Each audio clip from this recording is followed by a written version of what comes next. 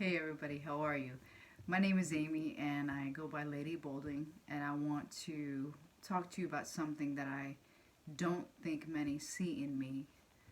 And I'm doing this for suicide awareness. Sometimes I think we see people and we don't understand what they've had to endure to get to the courage that they're at presently. I know for me that was the case. I'm honored to share this because that means that I've grown past the point of feeling like it was silly for me to think that way. I basically removed all my judgment on myself about my suicide attempts. And there are very few people that know about this. Not that I'm ashamed about it at all, it's just not something you really share.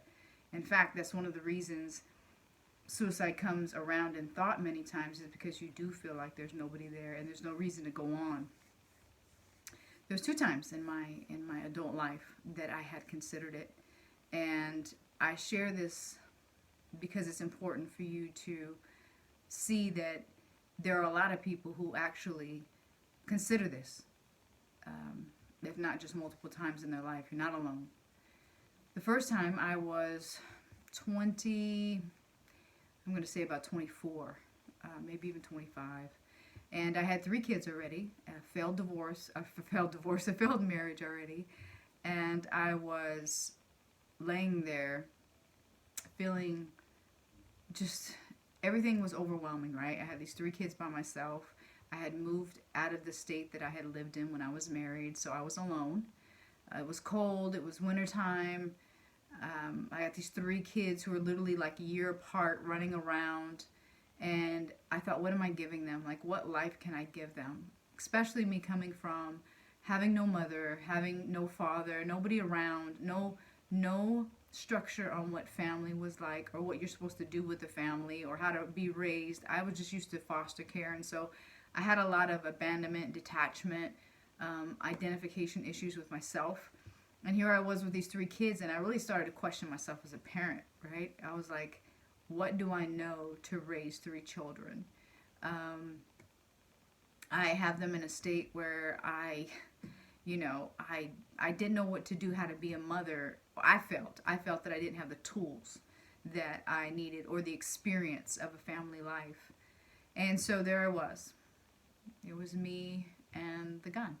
And it was late at night. So I figured my children were already off to sleep, and I had kissed them ever so gently on their cheek, and I had looked at them, what I thought was pretty much the last time that I would see them. And I told them, I whispered to them, I'm sorry. And I even wrote a suicide letter that I still keep to this day. And in that suicide letter, to me, as I read it years later, I said, wow. In that suicide letter, I had told them, even though I have chosen to make this decision for myself, don't let this be an excuse to do dumb things in life or to feel less than loved. I mean, can you imagine? Like, who was I to say that when here I was, obviously not feeling that I was worth anything? I'm expecting them to be better, knowing that they can go visit the grave of their mother who couldn't take it anymore. Anyway, so there I was sitting at the edge of the bed, actually on the floor, and I had predetermined where I was going to lay and how it was. I'd played FBI in my head to make this scene go so perfectly.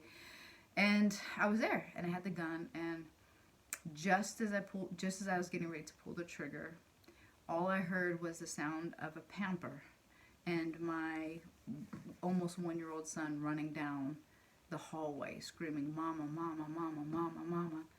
And I put the gun down and I slid it under the bed because I was sliding and he came to me and he jumped in my arms and he put his loving arms around me and he put his head in my chest. And I grabbed him. And I realized that no matter what I didn't know, love will give you enough. Because if you love yourself and you love those around you and you love something bigger than yourself, it will be a way to pull out. It will be your way to pull yourself out when you don't see anything in yourself.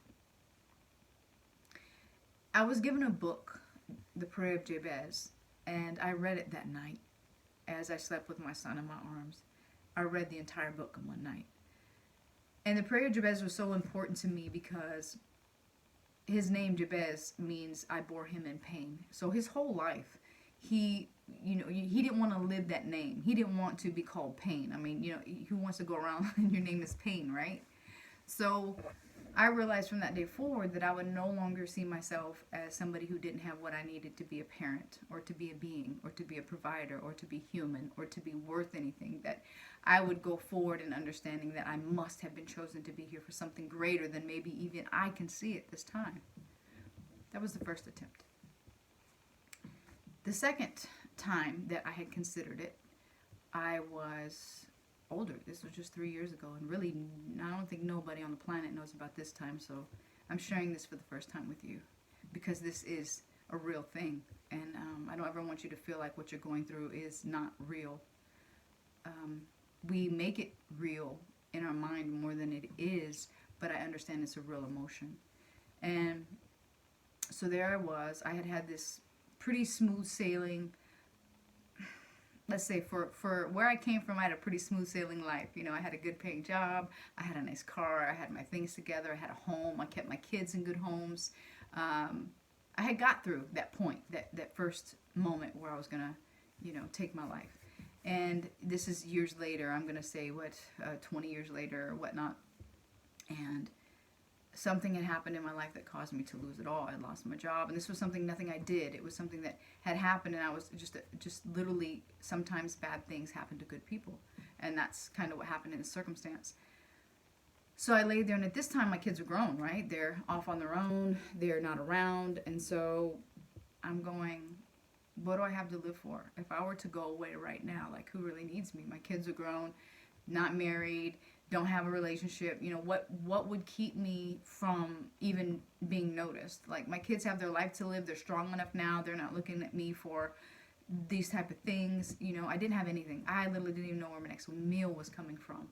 And I was really considering different ways to go. And something in me that night happened that said, no. You're going to paint the floor that you lay on more beautifully than you've ever painted before in your life.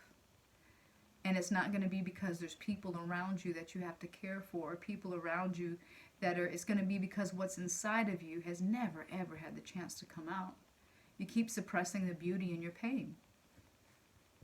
The beauty of your story is getting suffocated by doubt, worry, fear, resentment, unforgiveness. And when I say unforgiveness, a lot of times it's not even about other people. It's about there's something in us that we just feel like crap for. We don't feel like we can,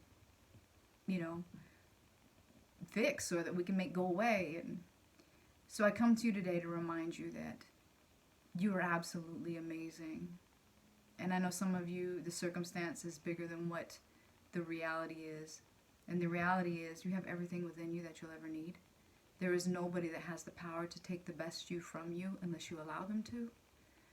You are love, and love doesn't fail. Love is never ending. Neither is you. You're beautiful, and there's something in you that you have yet to paint. There's an artist that lives within you, and it needs to be expressed.